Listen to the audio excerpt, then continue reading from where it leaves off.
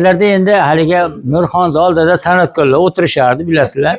Bunisi kelardi, to'yga kelardi. Bir kuni Erkin akaga to'y kelib qolibdi. Ahmedovga ham Ya, Said Said Ahmedga kelib qolgan ekan. Ya xudo ber, to'y kelibdi dedi. Endi oldilar. Undan keyin sostavda yig'dilar. Iskandar aka, ne Tojmat tog'a, Qayim aka. Undan keyin mashhurdan to'y oldim dedilar. Ha, yaxshi deb ketishdi. Ketishdi, o zo'rmonli bir chekka qishlog'ida ekan. Ne siqilib qolishdi. Oho, shohdan ham o'lasanmi? Usta yaxshi joy, tayyorlab aytgan. Bordik. Keyin ashlatayotdi, bir so'mdan darak yo'q. Keyin ashlatayotdi, kim oldi bu to'ydan erkin bo'ldi. Ommavilar to'ygani bo'lursanmi? Vatan bizning puli ham chiqmaydi. Usta shashildan yaxshi bo'ladi hozir debdi. Keyin bittasi bir so'm qistirdi. Aytdim-ku usta yaxshi bo'ladi deb. Ne keyin?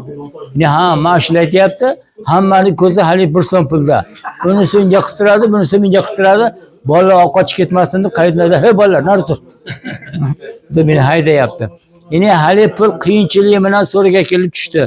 Tushdi yine Tojmat tog'a mikrofonni oldiga kelib, "Hurmatli o'rtoqlar, kim bir so'm pul yo'qotdi?